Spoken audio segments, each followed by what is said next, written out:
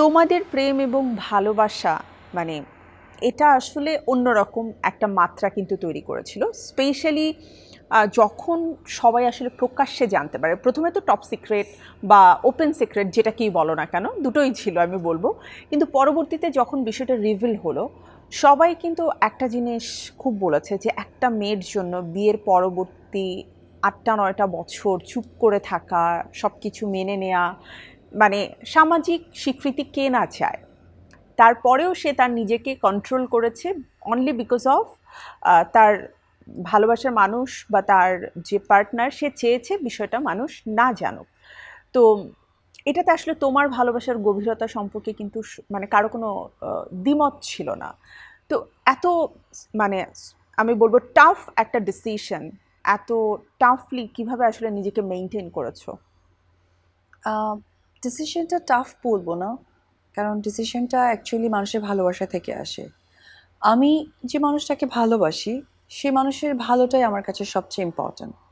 So ওইখানে আমার কি নেওয়া উচিত কি নেওয়া উচিত না, ওটা থেকে ইম্পর্টেন্ট তার ভালোটা কি। কারণ সাকিব যখন আমার সাথে ফার্স্ট কাজ করলো তোমার কোটি টাকার কাবিন, তখনকার সাকিব এবং আমার সাথে দীর্ঘ 8 বছরের কেরিয়ারে সাকিব একদমই কিন্তু আকাশ পাতাল একটা কেরিয়ার।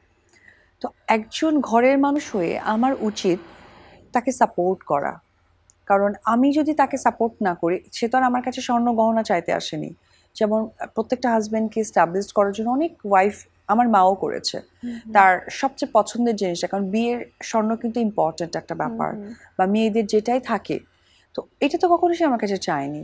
সে একটা কথাই বলেছে যে যেহেতু আমিও দেখছি সে অসম্ভব রকমের একটা মানে তুখোর অভিনেতা এবং তার কেরিয়ারের একটা সুন্দর সময় গড়ছে, তখন ঘরের মানুষ হিসেবে আমার তাকে সাপোর্ট দেওয়াটা দরকার, তাই আমি তাকে সাপোর্ট দিয়েছি। বাট আমি যেটা এখনো আসলে বলবো একজন বাঙালি সাধারণ নারী হিসেবে আমরা সবসময় দেখি প্রতিটা একদম মেয়ে তার হাজবেন্ডের জন্য করে। 100%। তো এটা আমার জন্য ভালো লাগে। এটা আজকে যেমন আমি তোমাকে বলতে পারছি, কারণ আমি যদি ওই সময়টা তার জন্য ওই রকম ভাবে সাপোর্টিভ না না হতে করতাম তাহলে তুমিও বলতে না যে তোমার টাফ টাইমটা কেন তুমি ইয়ে করলে।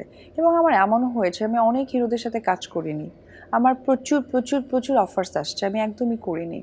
এটা নিয়ে অনেক সময় আমাকে রাইট না হতো, অনেকে বলে অপু বিশ্বাস করেনি, এটা আসলে তারা বলতে থাকবে, আমার যায় আসে না। কারণ আমার ফার্স্ট ইম্পর্টেন্ট আর প্রায়োরিটি আমার ফ্যামিলি।